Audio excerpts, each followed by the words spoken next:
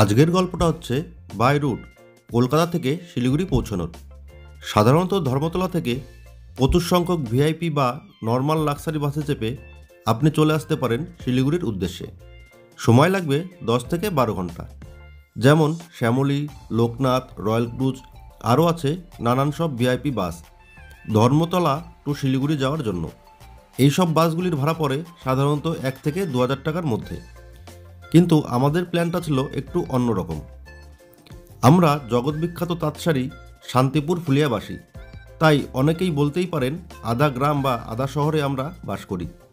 যাই হোক, আমরা 15 জন বন্ধু মিলে বেরিয়ে পড়লাম 10ই ডিসেম্বর 2024 আমাদের গ্রাম থেকে 550 কিলোমিটার দূরে অবস্থিত শিলিগুড়ির উদ্দেশ্যে। নর্মাল ওয়েদারে রাত্রের জার্নিতে আমাদের এই পথ অতিক্রম করতে সময় লাগার কথা 8 থেকে 9 ঘন্টা। কিন্তু বিধাতা যেন অন্য কিছুই ভেবে রেখেছিল আমাদের ভাগ্যে। তো চলো বন্ধুরা, আজকের এই ভিডিওর মাধ্যমে তোমাদের সাথে শেয়ার করে নিচ্ছি আমাদের এই পথ চলার অভিজ্ঞতা। Hello guys, welcome back to my YouTube channel another blog video.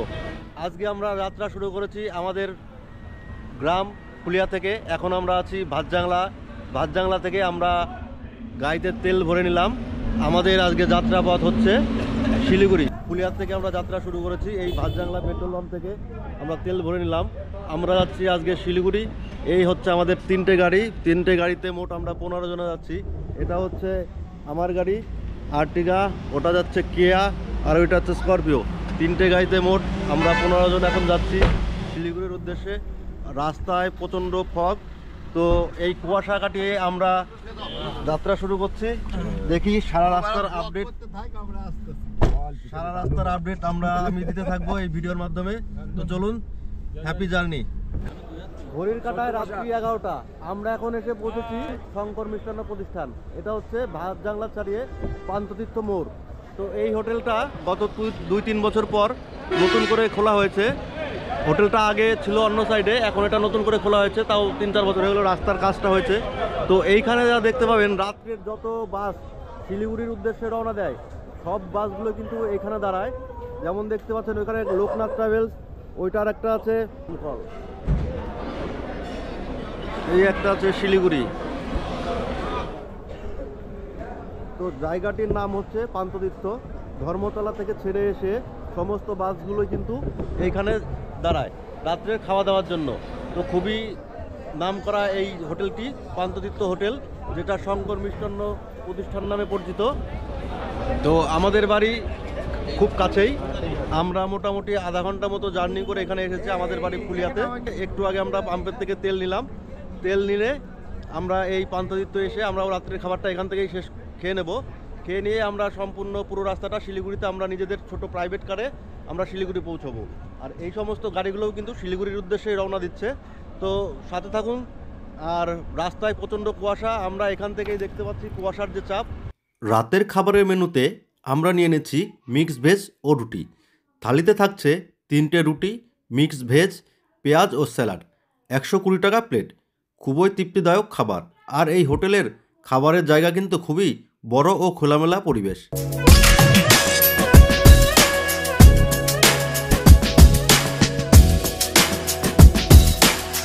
তো এতক্ষণ আমরা এখানে খাওয়া দাওয়া করে নিলাম। খাওয়া দাওয়ার পরে একটু ওয়াশরুমটা ঘুরে যাচ্ছি, একটু ওয়াশ হতে হবে। রাত্রের জন্য গাড়িতে সারা রাত জার্নি করবো।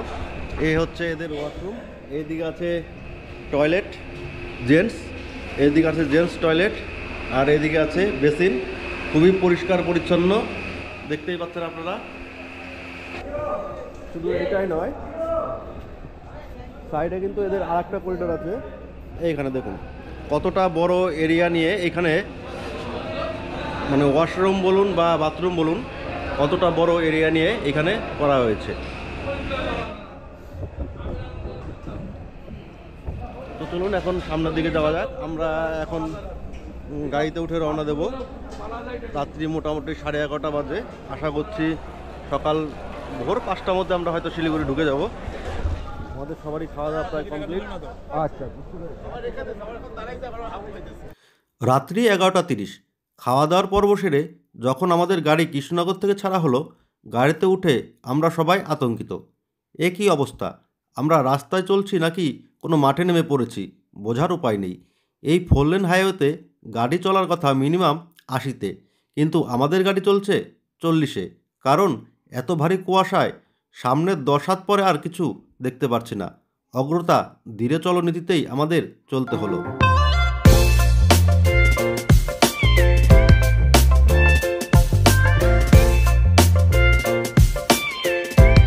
আজ 10ই ডিসেম্বর 2024। রাত্রিতে খুবই ভয়ঙ্কর এক অভিজ্ঞতার সাক্ষী রইলাম আমরা এই 4 লেন ধরা চলা সকল যাত্রীগণ। আমার জীবনে অনেক পথ আমি পাড়ি দিয়েছি নিজের গাড়ি হোক বা অন্য কোনো ট্রান্সপোর্টে। এত ভারী কুয়াশার সম্মুখীন আমি কখনোই হইনি। সঙ্গত কারণেই মনের ভেতর যেমন এক চাপা উত্তেজনা খেলা করছে, তেমনই আরেক প্রান্তে মনের ভেতর ভয় কাজ করছে। গত 2 ঘন্টায় আমরা 30 কিলোমিটার রাস্তাও পার করতে পারিনি। আমরা সবে এসে পৌঁছেছি বেলেডাঙ্গা। শিলিগুড়ি এখান থেকে আরও 480 কিলোমিটার রাস্তা। আমরা কি পারবো এই রাত্রিতে বা ভোরবেলায় শিলিগুড়ি পৌঁছতে? জানতে হলে ভিডিওটা পুরো দেখুন ও সঙ্গে থাকুন। এই যে দেখো আমাদের গাড়িতে এই হিটার মিটার চালিয়ে এইভাবে গাড়িতে করে যাচ্ছি। এরকম অবস্থা কোনোদিনও দেখিনি। এই যে চলছে দেখো, ড্রাইভারের অবস্থা দেখো। ড্রাইভার না, আমাদেরই বন্ধু, নিজেরা ড্রাইভ করে যাচ্ছি। কিন্তু এরকম পরিস্থিতি জানলে আজকে বাড়ির থেকে বেরোতাম না। খুবই পরিস্থিতি খারাপ রাস্তার।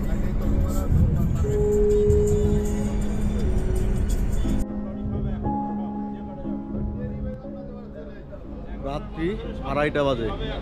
এখন আমরা এই বহরমপুর টোল প্লাজা পার করে চলে আসলাম এই রূপালী হোটেলে।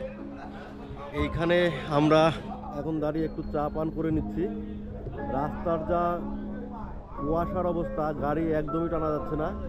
গাড়ি চলছে 30-এ 40-এ গাড়ি চলছে, তাও কি কোনো গাড়ির পেছনে পেছনে আমাদের আসতে হচ্ছে। এই যে আমাদের সব বন্ধুরা এখন এখানে দাঁড়িয়ে আছে। এখন আমরা এখানে দাঁড়িয়ে একটু চা খেয়ে নেব। তো ভয়ঙ্কর পরিস্থিতি। এই পরিস্থিতিতে ছোট গাড়ি নিয়ে বেরোনো সত্যিই খুব চাপের ব্যাপার। আমি আর কি বলবো, রাস্তায় কিছু দেখা যাচ্ছে না। এক জায়গায় দাঁড়িয়ে আমরা এখন চিনি ছাড়া লিকার চা সেবন করছি। চিনি ছাড়া লিকার চা সেবন করছি। রাস্তার যে অবস্থা, মানে রাস্তার এই যে দাদা হোটেলের দারোয়ান কি বলবে? এই যে হোটেলের হোটেলের দারোয়ান কি বলবে? বাইরে এত ঠান্ডা আর ভেতরে হিটার চালিয়ে বসে থাকতে হচ্ছে।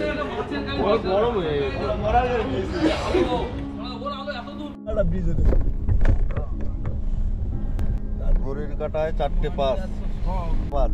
আমরা রাত্রি 10টার সময় বাড়ির থেকে বেরিয়েছিলাম। এখন সবে মাত্র এসে পৌঁছালাম এই ফারাক্কা ব্রিজে। এই যে দেখা যাচ্ছে ফারাক্কা ব্রিজ। এই দেখা যাচ্ছে ফারাক্কা ব্রিজ। ওই সামনে বাসের পেছন পেছন আমরা সারাটা রাস্তা আসছি। গাড়ির কাঁটা দেখে বুঝতেই পারবে। এই যে দেখো, পুরীতে চলছে গাড়ি। ব্রিজে একটু কমই থাকে, কিন্তু নর্মালি রাস্তাতেও 30-40-এর বেশি গাড়ি টানা গেল না। তো খুবই মানে একটা বাজে পজিশনের মধ্যে আজকে আমরা পড়ে গেছি। সাধারণত রাস্তা খুবই ভালো। এই যে ট্রেন যাচ্ছে ফারাক্কা দিয়ে, ফারাক্কা রেল ব্রিজ দিয়ে ট্রেন যাচ্ছে। এটা মালগাড়ি। কথাটা বলছিলাম, রাস্তা কিন্তু মোটের ওপর খুবই ভালো। আমরা এতটুকু রাস্তা আসলাম পুলিয়ার থেকে এই ফারাক্কা ব্রিজ পর্যন্ত, রাস্তা কোথাও একটু খারাপ নেই, সম্পূর্ণ ভালো রাস্তা। কিন্তু রাস্তাটা আমরা গাড়িটা টানতে পারলাম না একমাত্র এই ঘন কুয়াশার জন্য। হঠাৎ করে আজকে এই 10ই ডিসেম্বরে এত ঘন কুয়াশা পড়বে আমরা ভাবতে পারিনি। তাহলে হয়তো আমরা বিকাল রওনা দিয়ে দিতাম, তাহলে এই কুয়াশার চক্কর আমাদের পড়তে হতো না। যে জার্নিটা আমাদের ফুলিয়া থেকে ফারাক্কা মানে শিলিগুড়ি ঢুকতে 8 থেকে 9 ঘন্টা সময় হয়তো আমাদের লাগতো, সেটা এখন কয় ঘন্টা লাগবে বলা মুশকিল। কারণ রাত্রি যতই গভীর হচ্ছে কুয়াশার আস্তরণটা কিন্তু ততটাই বেড়ে যাচ্ছে। তো যাচ্ছি আমরা আস্তে আস্তে।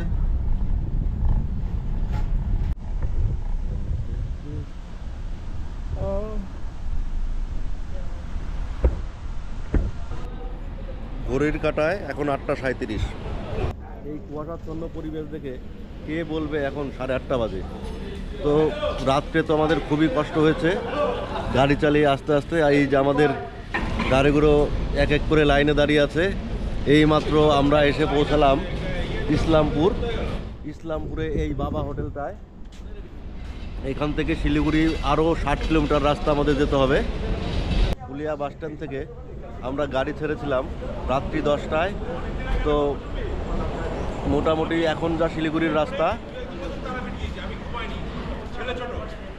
10 ঘন্টায় শিলিগুড়ি পৌঁছে যাওয়া যায়। কিন্তু আজকে কুয়াশার এত কুয়াশা পড়ছে, দেখলেই বুঝতে পারবে। বেলা বাজে এখন 8:30, রাস্তার অবস্থা দেখো কুয়াশা। এত কুয়াশায় রাত্রেবেলায় গাড়ি একদমই টানা যায়নি। তো আমরা এখন এই হোটেলের সামনে দাঁড়িয়েছি। এখন এই হোটেলের থেকে আরও 8 কিলোমিটার পরে হচ্ছে শিলিগুড়ির থেকে তারপরে আমরা যাব হচ্ছে তাবকুশি। তো 8:30 বেজে গেছে। আমরা আবার এখানে চায়ের দোকানে হোটেলে চা খেয়ে নেবো, চা খেয়ে আবার রওনা দেবো।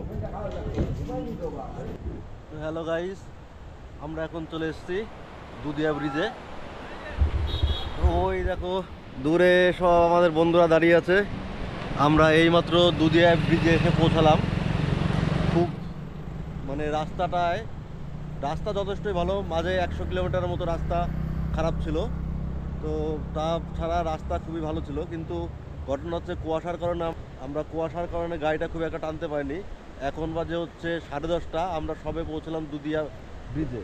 এই হচ্ছে দুধিয়া ব্রিজ। দেখো এই জলের ধারাটা কত সুন্দরভাবে এখান দিয়ে বয়ে চলেছে।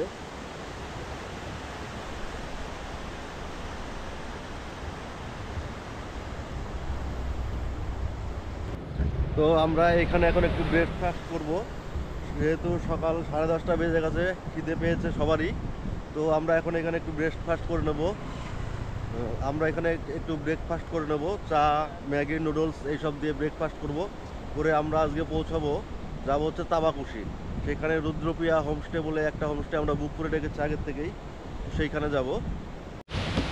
তো এই হচ্ছে আমাদের সকালের ব্রেকফাস্ট, ম্যাগি আর এই 1 কাপ চা। আমার বন্ধুরা নিয়েছে চাউমিন, ওদের অর্ধেক খাওয়া হয়ে গেছে। খুব ধীরে সুস্থে দিচ্ছে এরা, ওই সব যার মতো সবাই খাচ্ছে। এখানে